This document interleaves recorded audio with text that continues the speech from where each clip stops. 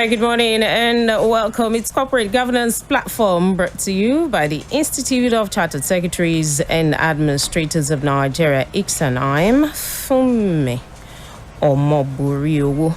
All right, ICSAN is a leading recognized professional body in Nigeria that's dedicated to enhancing the status and practice of corporate governance and public administration. And today on the program, we want to look at the role of the board as provider of strategic leadership for the company.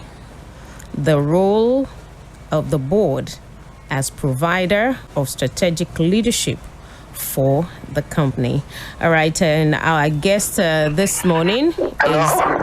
All right, good morning, Mr. ADEOYE. Our guest is Mr. Joshua ADEOYE, FCIS, former chairman, Oyo State Chapter ICSAN. Mr. ADEOYE, good morning, sir. Can you hear me? Good morning, I can hear you. Good morning. All right, great. Thank you for joining us on Corporate Governance Platform this morning. Thank you. Good morning. All right. It's a pleasure. Thank you. With me in the studio, I have Mr. Kayode Ketefe, FCIS, Head of Research, ICSAN. Good morning, Mr. Ketefe. Good morning, Fumi. Good morning to you, our guest, Mr. Joshua ADEOYE, FCIS, and all our regular listeners. Good morning to you. All right, great. And as I said earlier, we're looking at the role of the board as provider of strategic leadership for the company. All right, let's begin this way. Mr. ADEOYE, who are the directors? Simply put, directors, board is a body of persons who guide or manage a company. A member of the board, is responsible for conducting the affairs of the company. So on the board, together we call them board of directors. The board generally, manage the affairs of the company. On that board, we have executive and we have the non-executive. So the executive directors are involved in the day-to-day management of the affairs, while the non-executive only come, quarterly when there is a decision by the board, when there is a decision for the board to make. So together, the board of directors is responsible for the overall success of the company and for the management of the strategy of the company. All right. Now, an effective board is necessary for a successful company. It's often said. Now, I want you to explain effectiveness in relation to the board.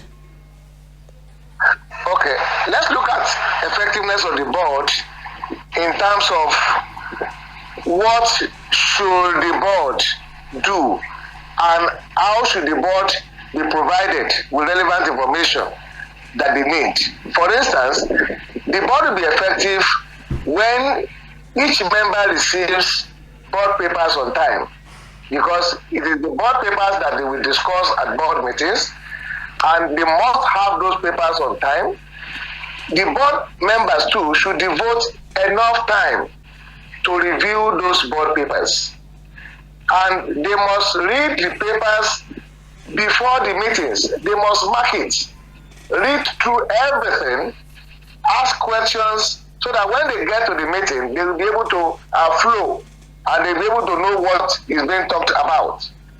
And not only that, the board should attend meetings. They must attend meetings, because if there are 5 members of the board and only 2 people attend a board meeting, that's not an effective. Every member of the board should be at the meetings, and they should be able to talk. Each member of the board should be given opportunity to talk at the meeting. They should be able to ask questions. They should be able to ask clarification from the management of the company.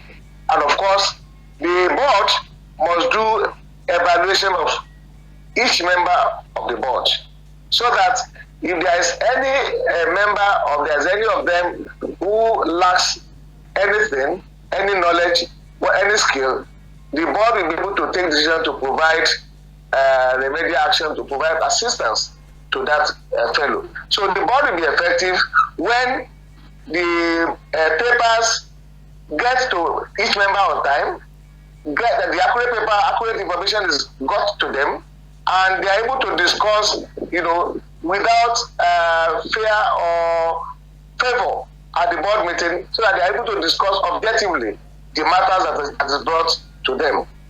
That is what makes the effectiveness of the board to be sound. All right. Now, aside from this, you've highlighted that what corporate governance role would you ascribe to directors as leaders of the company? Yes, the board has a lot of roles. If you look at the King's report, King's 2 report, it highlighted a lot of roles for them. For instance, it is the duty of the board to provide strategic direction for the company, because the company should have a direction. Where do we want to be in the next 10 years? Where do we want to be in the next 20 years? The board will provide that strategy for them. And the board should also retain full and effective control.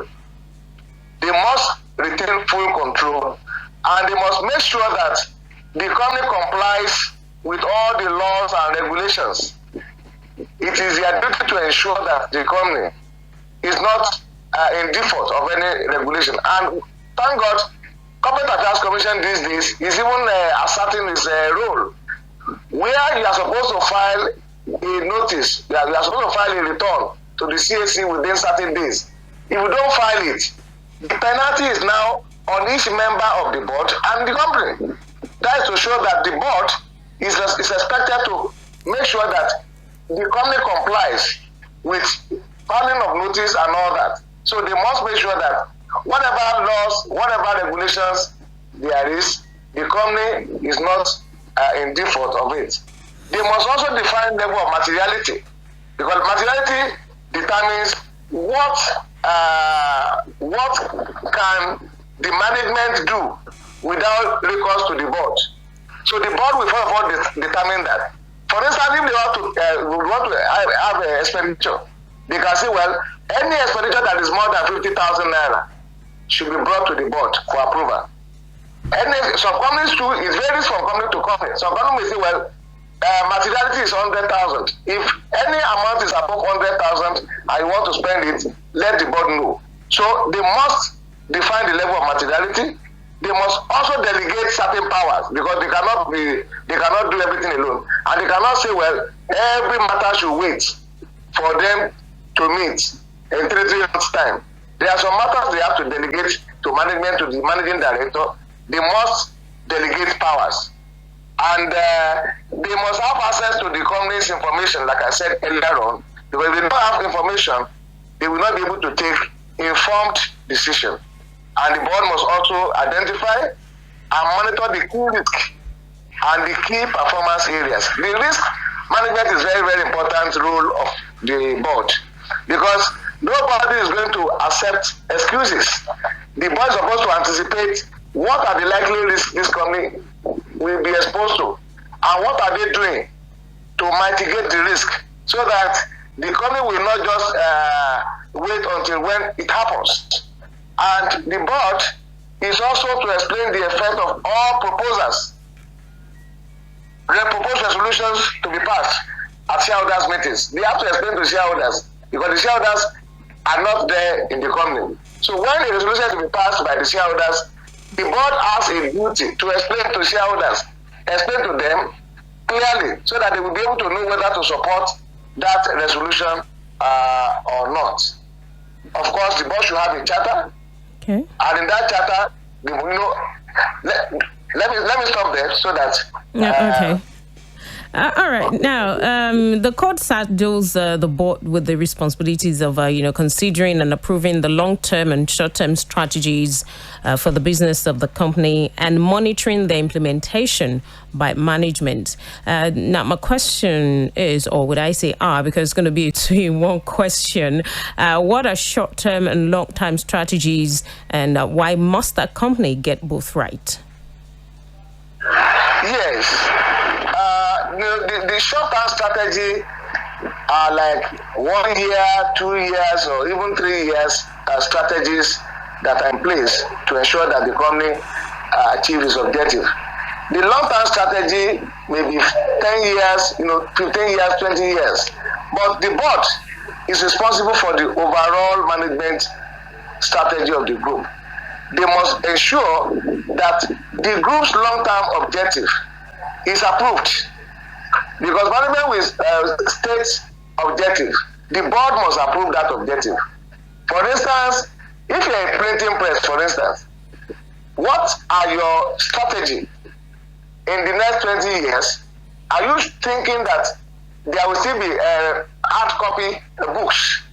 If there is no hard copy book, what strategy have you put in place to ensure that you are able to adapt to the demand of readers in 20 years' time?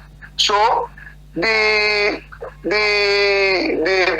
strategies of the company must also align with what the company is doing. If your strategy is to be the largest producer of beer in the next 20 years, what are you doing now to ensure that that strategy, that objective is achieved? What are you doing? And your strategy must be in line with the laws and the regulations of the land, so that you don't, and it must also be, the best practice, so that you don't do things that are not in accordance with the law. All right. Before I let you go, Mr. ADEOYE, what advice do you have for corporate entities in Nigeria on the issue of effectiveness of the board? Yes, my advice is to say that corporate entities, they must realize that an effective board will produce an effective company.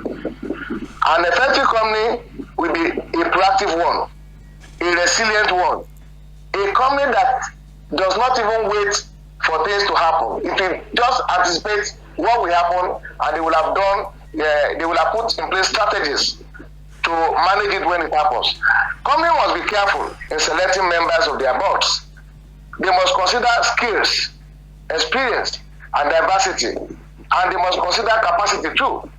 They must make their board effective by providing timely, accurate information that is needed for those boards to take informed decisions.